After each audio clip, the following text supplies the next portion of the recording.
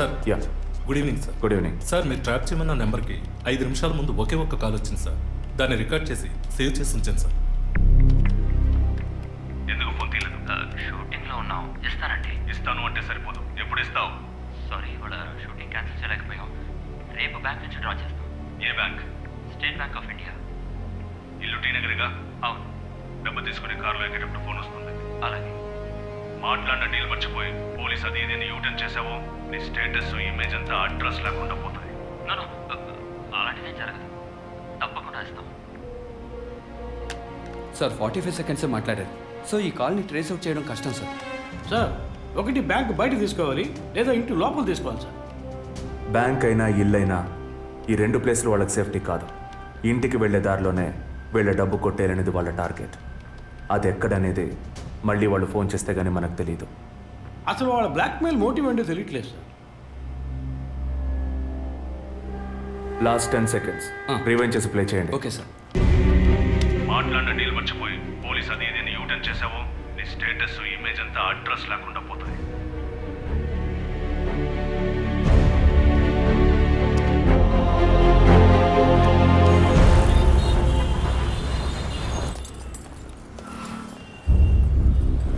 Sir వాళ్ళు బయలుదేరారు. Okay sir వాళ్ళు కారికేట్ సార్. Guys get started. డిపార్ట్మెంట్లో డబ్బులు తీసుకోమ్మా.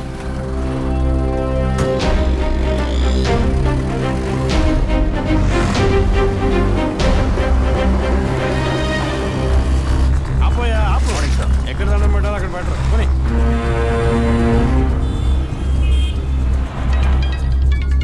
సార్ మొదటి నెంబర్లో కాల్ వస్తుంది సార్. Connect call. నేను కాకినాడ నుండి రమేష్ మాట్లాడుతున్నాను సార్. నేను మీ పెద్ద ఫ్యాన్ సార్. పోయిన వారం సీరియల్లో మీ యాక్షన్ చూసి ఏం చేశారు సార్?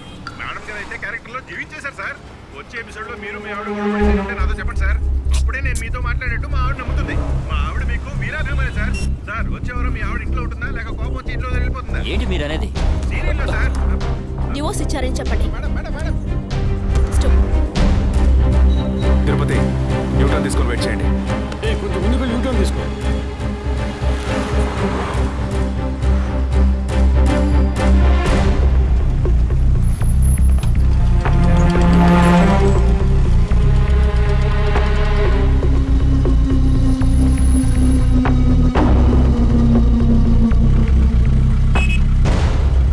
సిగ్నల్ పడింది, ఇంకా ఎవరూ రాలేదేంటి?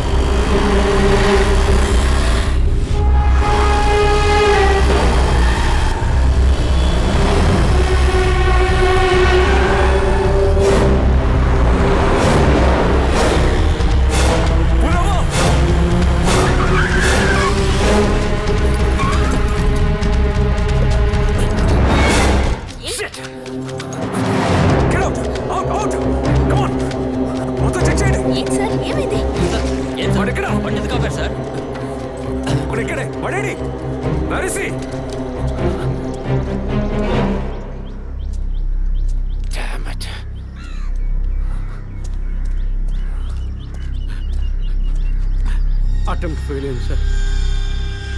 లేదు.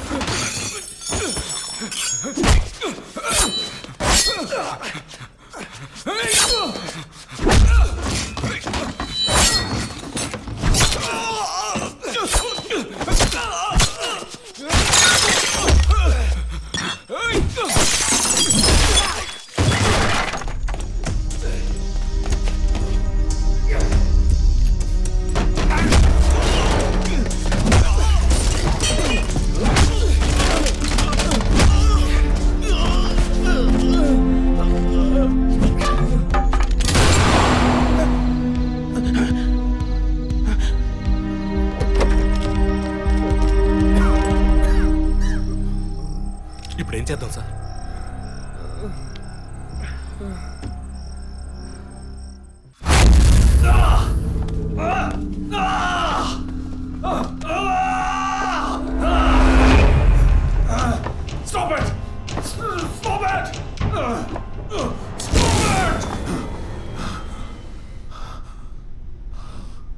డిపార్ట్మెంట్లో ఒక ఆపరేషన్ అంటే ఎప్పుడు రెండు ప్లాన్స్ ఉంటాయి.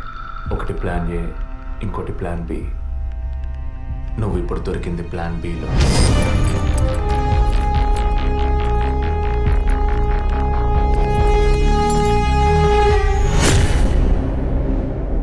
చెప్పు, ఎందుకు బ్లాక్మెయిల్ చేశారు? పద్మ, జెసికా, ఫాదర్, మా వదిన అభినయ, ఇంకా కళ్ళకు తెలియని ఎంతోమంది. అంతా నీకు తెలుసు. చెప్పరా?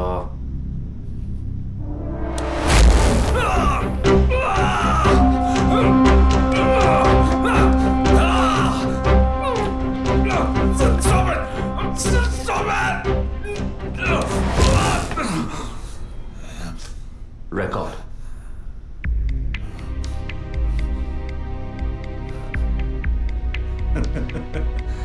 నేను భయపడను.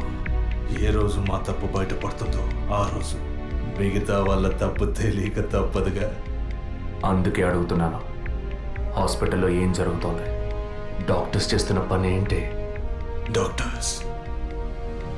డాక్టర్స్ మాత్రమేనా? Jessica, sky TV CEO wife. తను గొప్ప క్రికెట్ ఫ్యాన్ మాత్రమే కాదు, ఆల్రౌండర్ వినోద్ మెహ్రా అంటే ప్రాణం ఇచ్చేంత ఫ్యాన్.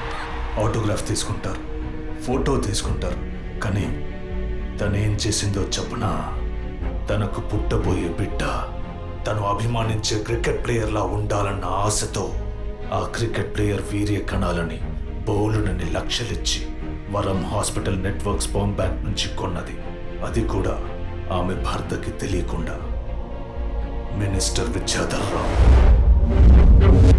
తన ఒక్కగానొక్క కొడుక్కి తండ్రి అయ్యే అవకాశం లేదని, తన కొడుక్కి వారసుడు కావాలి, తన రాజకీయాలకి వారసుడు కావాలన్న స్వార్థంతో కోడలంటే కూతురు లాంటిదన్న జ్ఞానం కూడా లేకుండా తన వీర్య కణాలనే. తప్పు ఎవరిది? అధికారం అడ్డు పెట్టుకుని అరాచకం చేసే వాళ్ళని అడగద్దంటావా? అడుగుతాం. డబ్బు ఇవ్వమని అడుగుతాం. నిజం విన్న ఫాదర్ని, నిజం చెప్పిన జెసికాని అంతం చేశాం. మంత్రి మా మాట వినకపోయేసరికి ఆయన కోడలు పద్మావతి దగ్గర గుర్తు విప్పాం. తనేం చేసింది? సూసైడ్ చేసుకుంది. డాక్టర్, జెసికా, మినిస్టర్, ఇప్పుడు వాళ్ళు తప్పు చేశారని అనుకుందాం. మా వదినే తప్పు చేసిందిరా.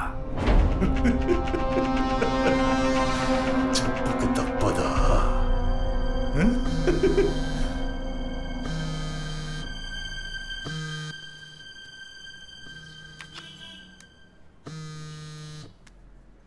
హలో, అభినయ, అవును. ఎవరు? నేనెవరన్నది ముఖ్యం కాదు, కానీ నువ్వు ఒక ముఖ్యమైన విషయం తెలుసుకోవాలి. హలో, నువ్వెవరో తెలియకుండా ఏ విషయం వినాల్సిన అవసరం నాకు లేదు. నువ్వు చెప్పక్కర్లేదు.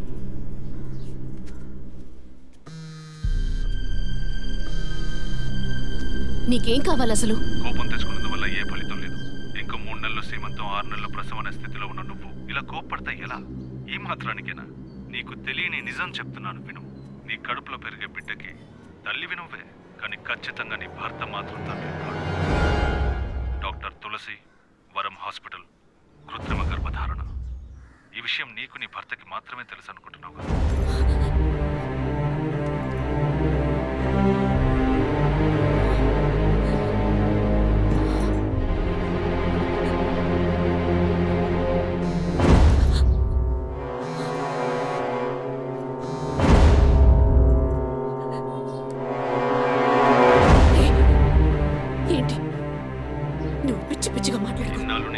చెప్పిన డాక్టర్ నడు, ఏది నిజమో తెలుస్తుంది.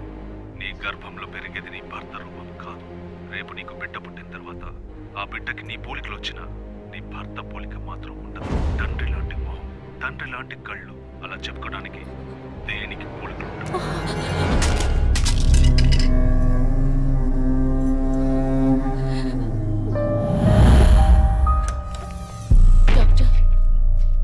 ఏమిటి చెప్పమ్మా? నా కడుపులో పెరిగేది మా బిడ్డే కదూ. ఎందుకు డౌట్? నీ బిడ్డే. అది కాదు డాక్టర్, నాకు నా హస్బెండ్కి పుట్టబోయే బిడ్డే కదూ. అడుగుతున్నానుగా, చెప్పండి డాక్టర్ ప్లీజ్. నాకు నా హస్బెండ్కి పుట్టబోయే బిడ్డే కదూ. కాదు, నీ కడుపులో ఉన్నది నీ హస్బెండ్ వీర్య కణాలతో కలిగింది కాదు.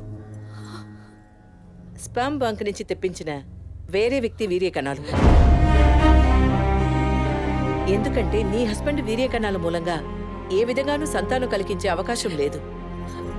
అయితే ఎందుకు డాక్టర్ మీరు ఇంత పచ్చబద్ధం వాడారు? ఏం చేయను? ఇంకొకరి వీర్యకణాలు తెప్పించి పెట్టాను. ట్రీట్మెంట్ తీసుకుంటే నువ్వు ఒప్పుకుంటావా? ఒకవేళ నువ్వు నీ ఫ్యామిలీ ఒప్పుకున్నా నీ హస్బెండ్ ఒప్పుకుంటారా? అప్పుడు మీరు ఎందుకు చేశారు డాక్టర్?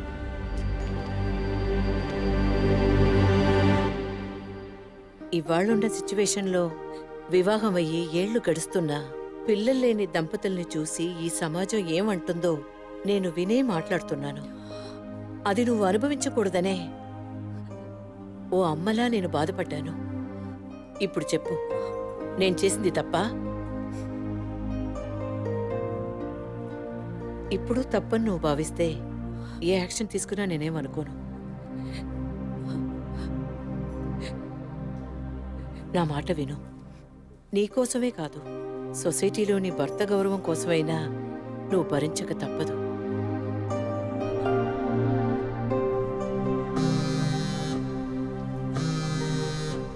నీకిప్పుడు ఏం కావాలి?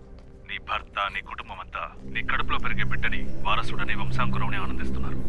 ఆ ఆనందం దక్కాలంటే దానికి డీల్ కావాలిగా. దాని ఖరీదు 50 lakhs వితౌట్ TDS. అంత డబ్బు నా దగ్గర లేదే. నీ దగ్గర, నీ భర్త దగ్గర లేకపోవచ్చు, మీ నాన్న దగ్గర ఉండొచ్చుగా. ఈ మధ్య ఒక కేసు గెలిచి ధనవంతుడయ్యాడు. 2 కోట్లు సంపాదించాడు. అందులో జస్ట్ 25%. సొంత కూతురు అడిగితే కాదనలేడు. మొగుడికి, పోలీసులకి చెప్పావో 1 నెల రోజుల క్రితం టీవీలో, పేపర్లో చూసుంటావు కదా. నిజం చెప్పిన జెసికా, అది విన్న చర్చ్ ఫాదర్ చచ్చిపోయారే. అదే కథ నీకు నీ మొగుడికి పడుతుంది.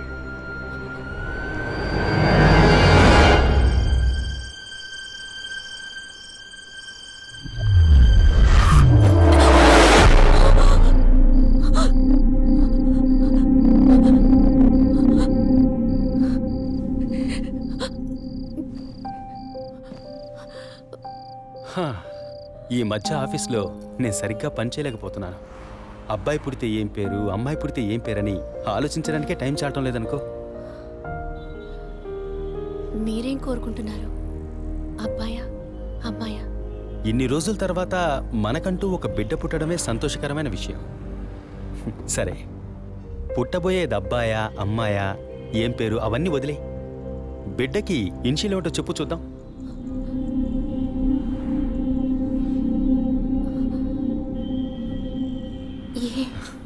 కాదు, A. S. A for Aravind, S for Sri Abhinaya. బిడ్డల మీద తండ్రికి మాత్రమే హక్కు ఉందనుకుంటే సరిపోతుందా? అన్ని నొప్పులు భరించి భర్తగా ఆ గుర్తింపు నాకిచ్చిన నీకు ఆ మర్యాద, హక్కు ఉంటుందిగా.